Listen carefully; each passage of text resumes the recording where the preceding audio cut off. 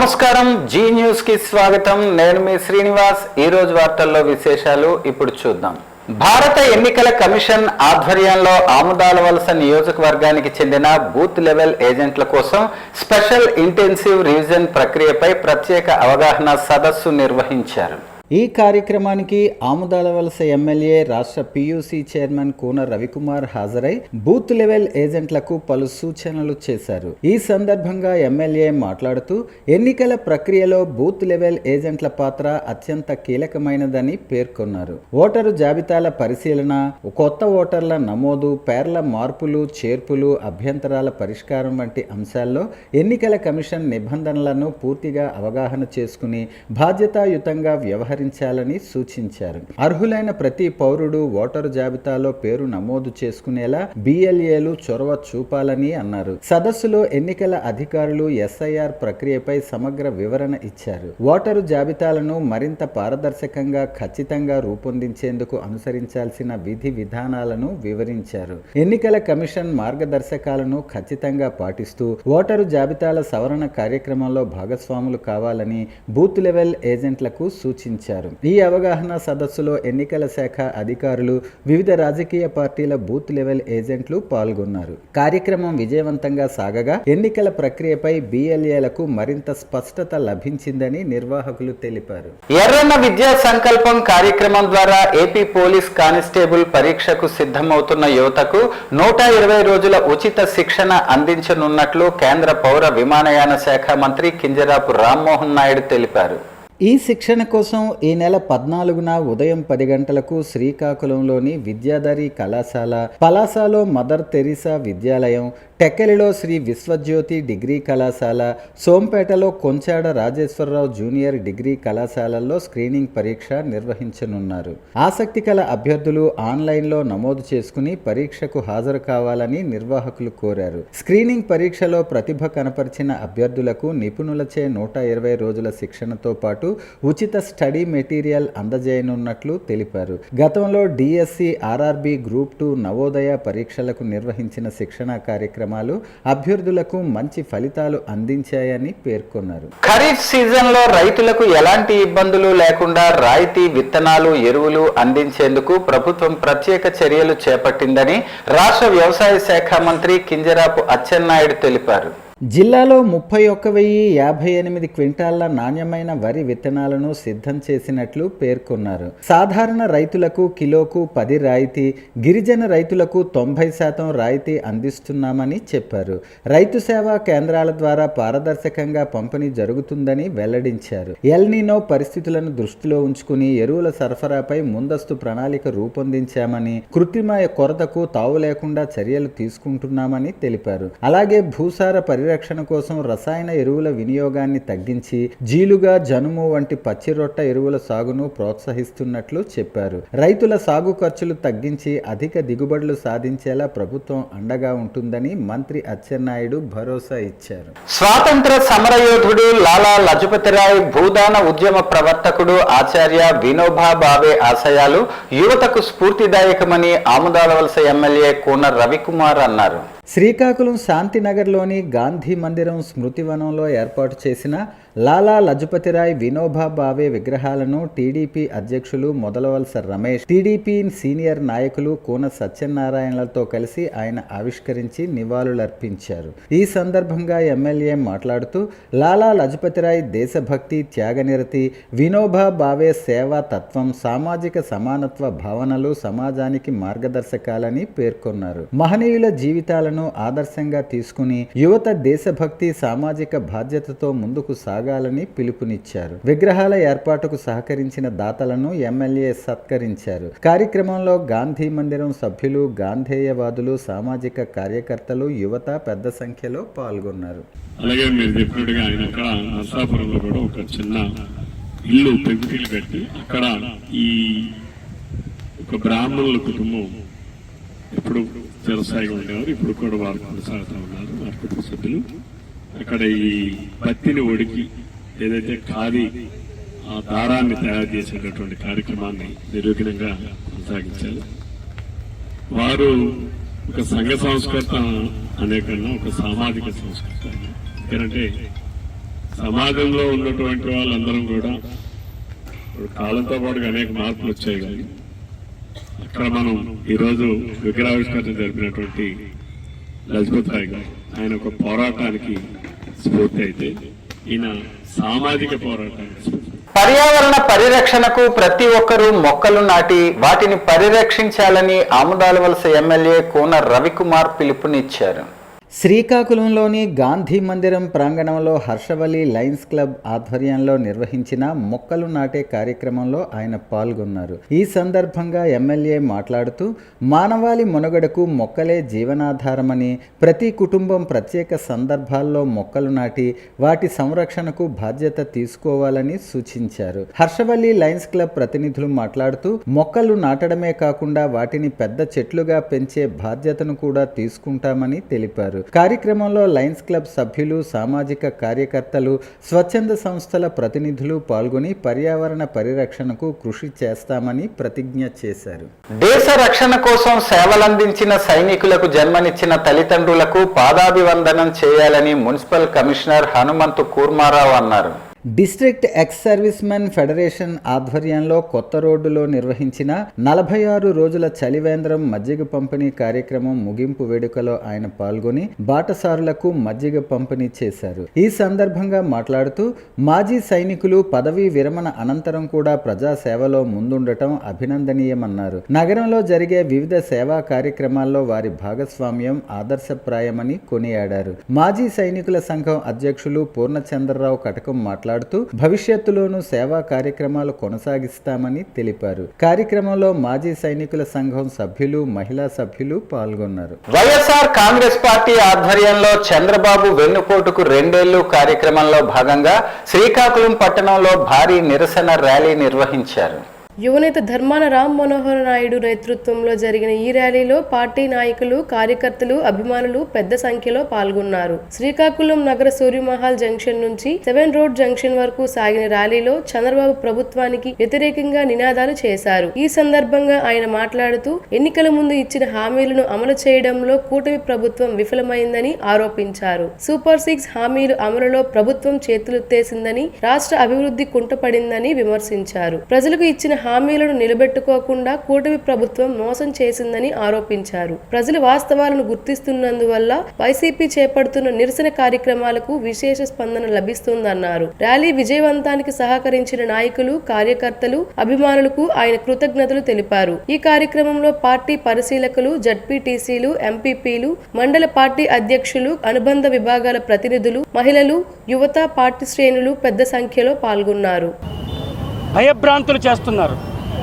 అయినా అలుపెరగని పోరాటం ఒక పక్క కార్యకర్తలు కానీ, ఒక పక్క నాయకులు కానీ, ఈ రోజున తెలుగుదేశం ప్రభుత్వం కక్ష సాధింపును కానీ, తెలుగుదేశం పార్టీ ఎలా మాట తప్పిందో ప్రతిదీ కూడా ప్రజల దగ్గరికి మేము తీసుకెళ్తున్నాం.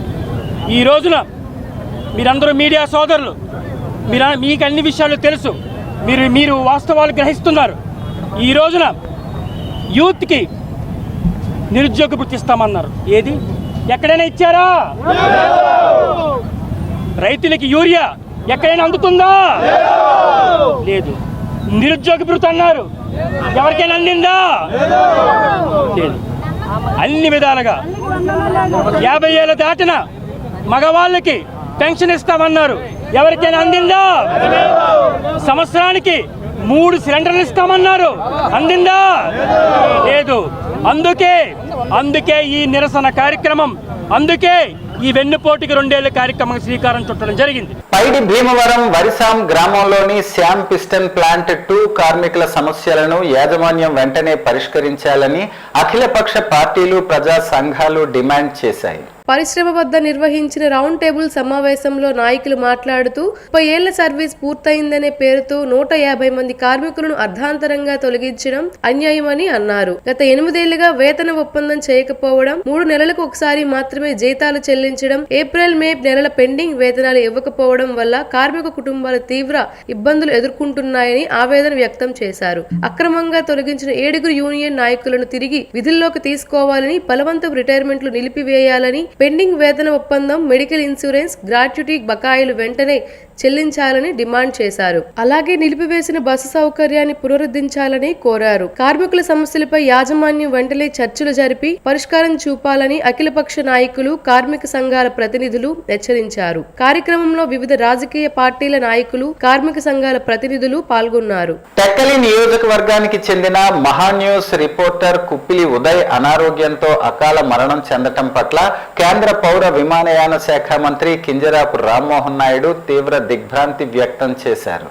ఉదయ్ కుటుంబ సభ్యులకు ప్రగాఢ సానుభూతి తెలియజేస్తూ వారి కుటుంబానికి అండగా ఉంటామని హామీ ఇచ్చారు.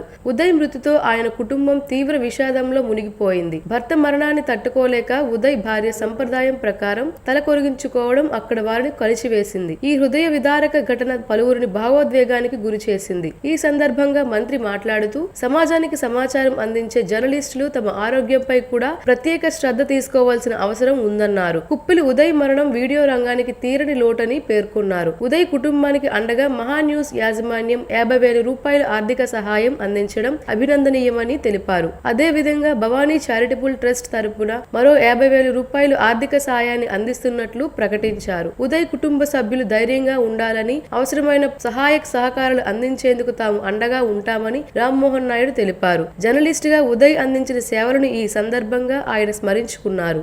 ముఖ్యమంత్రి సహాయ నిధి ద్వారా మంజూరైన 99,251 విలువైన చెక్కులను పాతపట్నం ఎమ్మెల్యే మామిడి గోవిందరావు శనివారం నియోజకవర్గ కేంద్ర కార్యాలయంలో లబ్ధిదారులకు అందజేశారు. పాతపట్నం పట్టణానికి చెందిన మజ్జి తులసమ్మకు 60,217 రూపాయలు, విశ్వనాథ్ మోడీకి 39,034 రూపాయలు చొప్పున సీఎం సహాయ నిధి చెక్కులను ఎమ్మెల్యే అందజేశారు. అనారోగ్యంతో బాధపడుతూ వైద్య ఖర్చుల భారం ఎదుర్కొంటున్న ఈ కుటుంబాల తరపున స్థానిక నాయకులు ఎమ్మెల్యే దృష్టికి సమస్యను తీసుకెళ్లగా ఆయన సీఎం సహాయ నిధి కోసం సిఫారసు చేసి ఆర్థిక సాయం అందేలా కృషి చేశారు. ఈ సందర్భంగా ఎమ్మెల్యే మామిడి గోవిందరావు మాట్లాడుతూ ఆపదలో ఉన్న పేద మధ్య తరగతి కుటుంబాలు సీఎం రిలీఫ్ ఫండ్ ఎంతో అండగా నిలుస్తోందన్నారు. వైద్య చికిత్సలకు ఆర్థికంగా ఇబ్బందులు ఎదుర్కొంటున్న అర్హులైన కుటుంబాలకు ప్రభుత్వం ఉదారంగా సహాయం అందిస్తోందని చెప్పారు. పార్టీలకు అతీతంగా అర్హత ప్రాతిపదికన సీఎం సహాయ నిధి మంజూరు చేస్తున్నామని తెలిపారు. గతంలో ఇలాంటి సహాయాల కోసం పెద్దగా ప్రయత్నాలు జరగలేదని, ప్రస్తుతం ప్రజలకు అవసరమైన ప్రతి సంక్షేమ పథకాన్ని అందించేందుకు ప్రభుత్వం కష్టపడి ఉంటుందని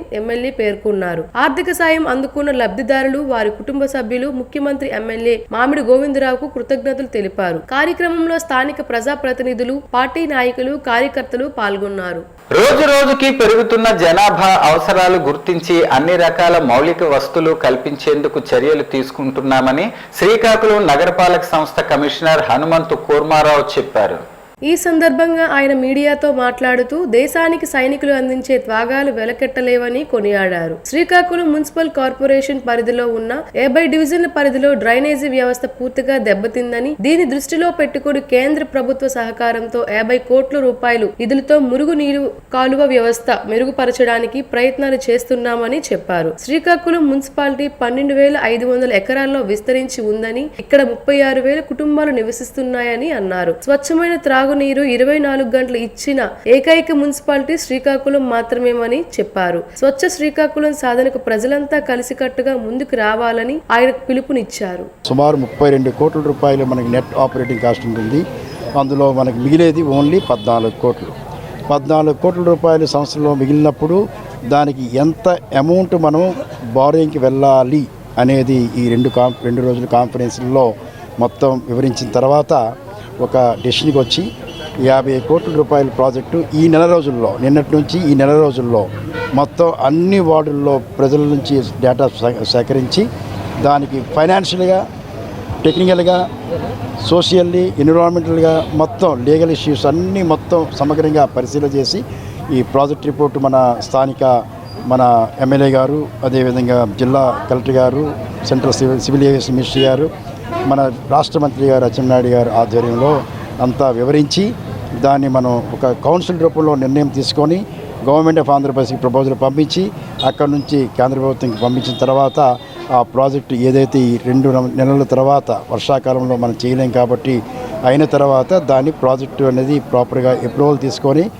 పక్కా ప్లాన్ ప్రకారం దాన్ని మనం అమలు చేయడానికి ఒక ప్రణాళిక అనేది కంప్లీట్ డిపిఆర్ మనం ఈ నెల రోజుల్లో నిన్న ఇంజనీరింగ్ టీంతో ప్లానింగ్, టౌన్ ప్లానింగ్ అన్ని సెక్షన్స్తో మీటింగ్ పెట్టి సమగ్రంగా ఒక ఆలోచన చేశాము. వైసీపీ పాలనలో రాష్ట్రం అరాచకం, పరిశ్రమల పలాయనం, నిరుద్యోగం, అభివృద్ధి నిలిచిపోవటం వంటి సమస్యలను ఎదుర్కొన్నదని, కూటమి ప్రభుత్వం అధికారంలోకి వచ్చిన తరువాత రాష్ట్రం అభివృద్ధి సంక్షేమ రంగాల్లో వేగంగా ముందుకు సాగుతోందని రాష్ట్ర తెలుగుదేశం పార్టీ కార్యదర్శి మాదారపు వెంకటేష్ అన్నారు. ముఖ్యమంత్రి నారా చంద్రబాబు నాయుడు నాయకత్వంలో కూటమి ప్రభుత్వం 2 ఏళ్లలో ఎన్నికల హామీలలో మెజారిటీలు అమలు చేస్తూ ప్రజల సంక్షేమ ఫలాలు అందిస్తోందన్నారు. తల్లికి వందనం, ఎన్టీఆర్ భరోసా పెన్షన్లు, అన్నదాత సుఖీభవ, ఉచిత గ్యాస్, ఉచిత బస్సు ప్రయాణం, అన్నా క్యాంటీన్ల పునరుద్ధరణ వంటి పథకాలు ప్రజల్లో విశ్వాసాన్ని పెంచాయని పేర్కొన్నారు. అమరావతి రాజధాని నిర్మాణం, పోలవరం ప్రాజెక్టు పనులు, మెగా డిఎస్సి ద్వారా ఉద్యోగాల భర్తీ, పోలీస్ శాఖలో నియామకాలు, రాష్ట్రానికి కొత్త పరిశ్రమలు రాక వంటి అంశాలు కూటమి ప్రభుత్వ విజయాలుగా పేర్కొన్నారు. ఐటీ, విద్యాశాఖ మంత్రి నారా లోకేష్ కృషితో రాష్ట్రానికి పెట్టుబడులు వస్తున్నాయని అన్నారు. వైసీపీ చేపడుతున్న ధర్నాలు, నిరసనలు ప్రజా సమస్యల కోసం కాకుండా రాజకీయ ఉనికి కోసం మాత్రమేనని విమర్శించారు. రాష్ట్ర ప్రజలు వైసీపీని తిరస్కరించారని, భవిష్యత్తులో కూడా ఆ పార్టీకి ప్రజా మద్దతు లభించదని వ్యాఖ్యానించారు. కూటమి ప్రభుత్వ అభివృద్ధి సంక్షేమమే లక్ష్యంగా ముందుకు సాగుతోందని మాదారపు వెంకటేష్ తెలిపారు. వార్తలు సమాప్తం. మళ్ళీ తర్వాత బులెటిన్ లో కలుసుకుందాం. నమస్కారం.